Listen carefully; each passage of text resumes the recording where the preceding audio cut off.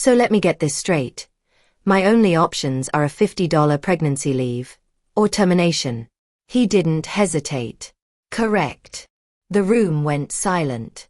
HR stared at the table. I nodded slowly, slid my badge across the desk, and said, "Then I accept termination." That's the moment my boss realized he had just destroyed his own company. He thought I needed that job. He thought being pregnant made me vulnerable. He thought I would fold, apologize, take the insult, and come crawling back in 2 weeks. What he didn't understand was that I was the only person legally authorized to sign off on the most expensive infrastructure project in our country's history. Without my signature, funding froze. Insurance collapsed. Construction stopped. International partners walked. And in less than a week, that's exactly what happened. But to understand why this decision cost them everything, we need to rewind. I work in a small but resource-rich country in Central Asia. Oil, gas, minerals. Pipelines are our veins. If they stop flowing, the economy stops breathing. I'm a geotechnical certification specialist. That sounds boring. It isn't. I am the final seismic authority for major pipeline routing in this country. I don't just run software. I interpret deep earth shear risk, liquefaction zones, fault line behavior. I sign the final certification that says, this pipeline will not rupture when the ground moves. And in our country, the ground moves. A lot. There's an international certification required by foreign investors before they release project funding. I'm the only person in the country who holds it. Without my signature, multi-million-dollar contracts don't activate. Insurance policies void. Foreign capital disappears. I trained a junior analyst. Smart kid. Great with software. But software doesn't understand soil memory. It doesn't feel ancient riverbeds. It doesn't recognize buried fault drift. Experience does. For 10 years, leadership respected that. I wasn't flashy. I wasn't political. But I was essential. Then the old CEO retired. And in came his son-in-law. 30-something. Imported MBA. Perfect hair. Obsessed with optimization. To him, I wasn't essential. I was expensive. We pay $2 million for the software license, he once said. Why are we paying you this much too? Because software doesn't take legal responsibility when a pipeline ruptures. But he didn't understand that. 6 months before everything exploded, he tried to reroute a major line 400 meters north to save pipe costs. The algorithm said it was cheaper. The land said it would liquefy during a quake. I refused to sign. He called it insubordination. I called it preventing environmental catastrophe. The old CEO backed me that time. But I saw it in his eyes. From that moment on, he wasn't trying to manage me. He was waiting to remove me.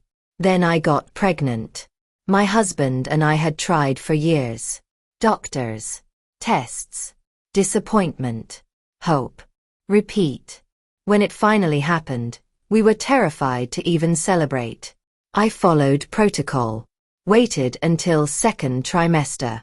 Submitted formal maternity leave documentation to HR. 6 months. Legally protected. Unfortunately, the timing overlapped with the final certification phase of our largest project ever, the Trans-Regional Pipeline. International Consortium. Foreign funding. Daily penalty clauses if deadlines slipped. Without my signature, the project stalled. And that's when he saw his opportunity. A week after I filed the paperwork, I received a meeting invite titled, Project Continuity. HR was CC'd. The room was cold when I walked in. He didn't greet me. Your extended holiday request has been reviewed, he said. It's not a holiday. It's maternity leave. He smirked. The board has concerns. Your absence during final certification will cost us hundreds of thousands per day. I've trained Junior. He cannot sign. He slid a paper across the table. Option A. 2 weeks paid leave. $50 stipend. You return immediately afterward and complete certification. I thought I misheard him. 50. For your inconvenience. And if I don't accept? Option B. Termination for failure to meet project commitments. HR stared at the carpet. I took a breath. So to be clear, I said calmly, my only options are a $50 pregnancy leave, or termination. Yes. Those are the only two choices. Yes. I nodded. Okay. I pushed my badge across the desk. Then I accept termination. The smirk disappeared. You can't be serious. You gave me two options. I chose one. You're abandoning the project. No, I said. You're terminating me. And I walked out. My phone started ringing before I reached the parking lot. Him. Declined. Again. Declined. HR. Declined. Then my junior called. They're on a call with the German consortium. He says you're in a meeting. What do I do? Tell them I've been terminated. Do not sign anything. Update your resume. 2 hours later, the CEO called. What have you done? He demanded. I was terminated. He told me you quit. I have the written ultimatum. Silence. A long, heavy silence. My dear, this is a misunderstanding. You are unfired. Please come back. I cannot legally sign documents for a company that terminated me.